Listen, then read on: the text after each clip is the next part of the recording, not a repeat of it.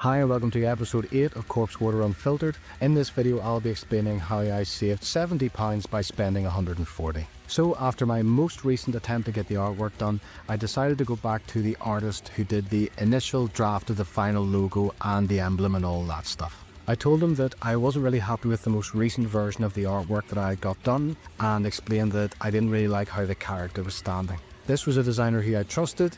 I'd worked with him loads of times before and he was very aware of the kind of aesthetic that I go for when getting artwork designed. So I sent him the most recent artwork that I got done, and a few days later he sent me through this preliminary sketch. And it was absolutely spot on. It was exactly what I was trying to communicate to artists over the past couple of months. A few weeks later he sent me through the final black and white version, which I thought looked absolutely brilliant. I was at one point contemplating keeping the artwork black and white, but I had my heart set on full colour, so I just thought, nah, do you know what, we'll just get it coloured. So with only the colouring left to do, we agreed an overall price, which I think was $250, and I sent payment.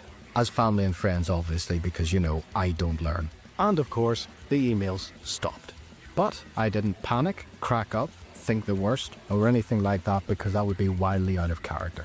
But it wasn't before long that he got back to me. He explained that he'd had a few things going on and that we were back on track. A few weeks later, he came back with the finished piece. And it was exactly what I was trying to achieve all along. And I suppose looking back, the main challenge was trying to get that sweet spot between something that was not exactly really serious or anything like that, but at the same time not cartoony and piss-taking. So in an attempt to avoid spending £250 in artwork, because that would have blown my budget, I ended up spending £319.58. Not only that, the logo, emblem and the artwork was all done by the artist I have known for years and used about 24 times. Brilliant. I do have a wee bit of a skill in overcomplicating things, but even for me this is pretty impressive. Anyway, cheers for watching, and if you'd like to pick up a copy of the vinyl, there is a link in the description, and I will see you in the next one.